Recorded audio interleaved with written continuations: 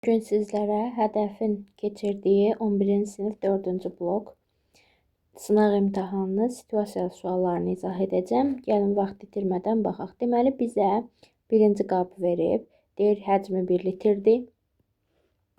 Həcmi 1 litrdir. İçərisində 3 mol azot, 4 mol hidrogen var. İkinci qab verib, bu isə 2 litrdir.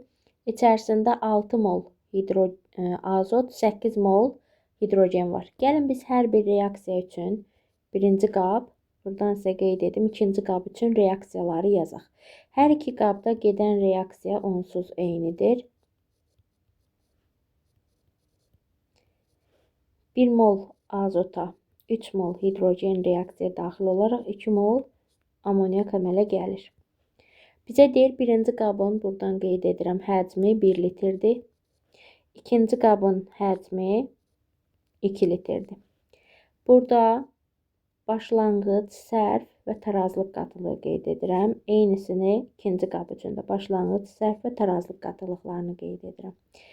Burada bizə fikir versəz, qazların molları verilib. Biz qatılıqdan istifadə edəcəksə, deməli olacaqdır. C bərabərdir. Nü bölək V düsturu. Burada həcm 1 litr olduğuna görə o qədər də çox fərq etməyəcək bizə. Gəlin biz buradan yazaq. Bunların azotun başlanğıc mol miqdarı 3, elə onun qatılığıdır. Bunda isə 4-dür.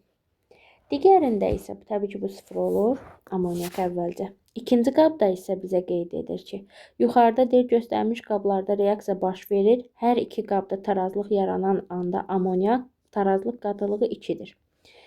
Deməli, keçirəm nəyə? Mən baxıram ki, buradan azot əlimdə 6 mol var. Lakin həcm 2 mol olduğuna görə gətirib onun qatılığını tapanda edəcək 3 azotda. Hidrogende isə 4 qatılığı. Burada isə bu yenə 0-dır. Hər iki reaksiya üçün, amma normalda bu 6 moldur. Əvvəlcədən üstdən qeyd edim. Bu isə 8 moldur. Bizə deyir hər iki reaksiyada azotun tarazlıq qatılığı 2-dir. Deməli, daha doğrusu amoniakın tarazlıq qatılığı 2-dir.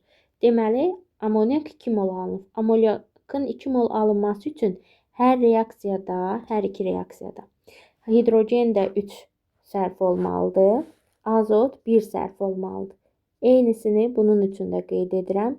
3-dən 1-ni çıxaram, qalar 2 mol. 4-dən 3 çıxaram, qalar 1 mol. Sonra burada da 4-dən 3 çıxdıqda 1, 3-dən 1 çıxdıqda 2.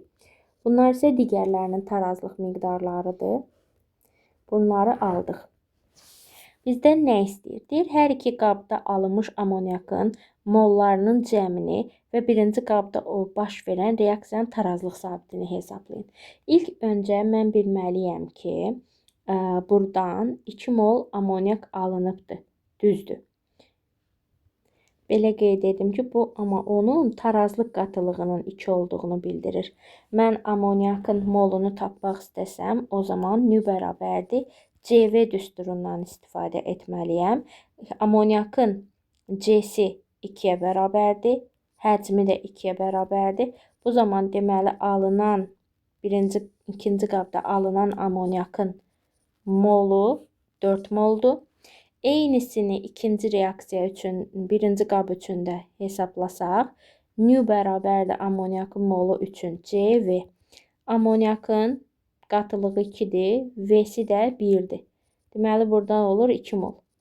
Cəmi əmələ gələnlərin cəmini istəyir mollarının. Deməli, birincidə cavab alacaq 6 mol amoniak. Sonra keçirəm nəyə? Deyir, birinci qabda baş verən reaksiyanın tarazlıq sabiti. Tarazlıq sabitimiz K bərabərdir. Məhsulun tarazlıq qatılığı, yəni 2. Əmsalında 2 olduğuna görə kvadratına yazıram. Bölməliyəm nəyinə? Başlanğıc maddələrin qatılıqları hasilinə. Hidrogenin qatılığı 1-dir. Molu 3 olduğu üçün 1-in kubu vurulsun. Amoniakın, azotun qatılığı 2. Azotun qabağında heç bir əmsal olmadığına görə belə. Və K-ya tapıram 2. İkinci soruşduğumda K bərabərdir 2 olacaq. Keçirəm 29-a. Deyir, ikinci qabda tarazlıq anında qazların qarışığının orta molyar kütləsini hesablayın. İkinci qabda olan hidrogenin mol miqdarından 2 dəfə azaltsaq, qabda reaksiyanın sürəti necə dəyişər? İkinci qabda tarazlıq anında, yəni bu hissəni istəyir, qaz qarışığının M ortasını tapmağımızı. Deməli, mən buradan birincisi bu hissəni belə ayırım. Görürəm ki, nə var əlimdə? 2 mol deməyim buna. Tarazlığıdır bu. Qatılıqdır. 2-yə vurmalıyam ki, molu tapa bilim. Əlimdə var, deməli, 4 mol azot, 2 mol hidrogen, 4 mol amonyak. M ortanı tapmaq istəsəm, M orta bərabərdir 28 vurulsun 4, üstə gələk 2 vur 2, üstə gələk 4 vur 17. Bölünsün bunların mollar cəmi 10. Və buradan hesabladıqda, mən əvvəlcədən hesabladığım üçün tez yazacağım cavabı vaxt getməsin deyə 18,4 alarıq.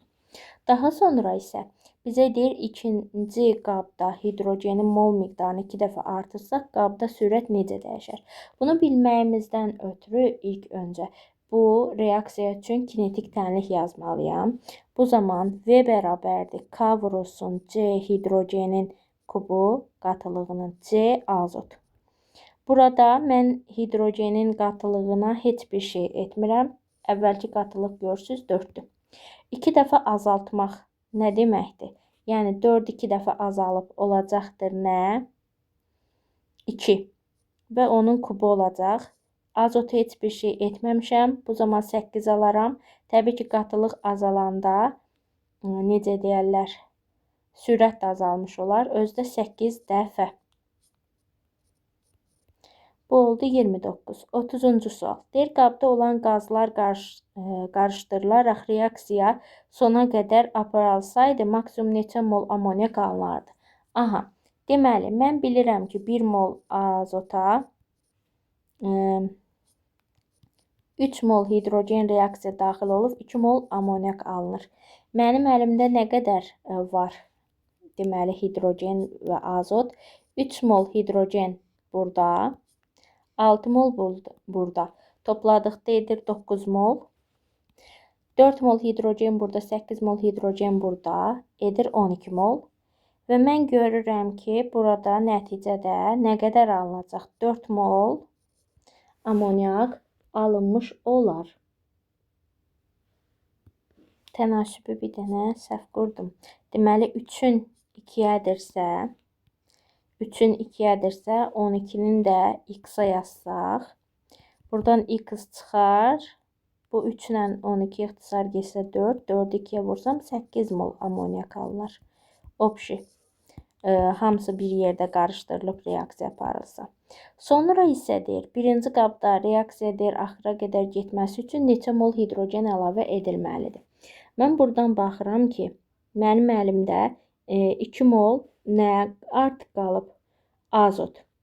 2 mol azota nə qədər hidrogen tələb olunur? X bilmirəm, amma 1 molunun reaksiya getməsi üçün görürəm ki, 3 mol hidrogen lazımdır. Buradan da X çıxır 6 mol. Bu qədər. Bu da bizim situasiyamızın izahı. Başa düşmədiyiniz olduqda videonu əvvələ çəkib yenidən izaha baxa bilərsiniz.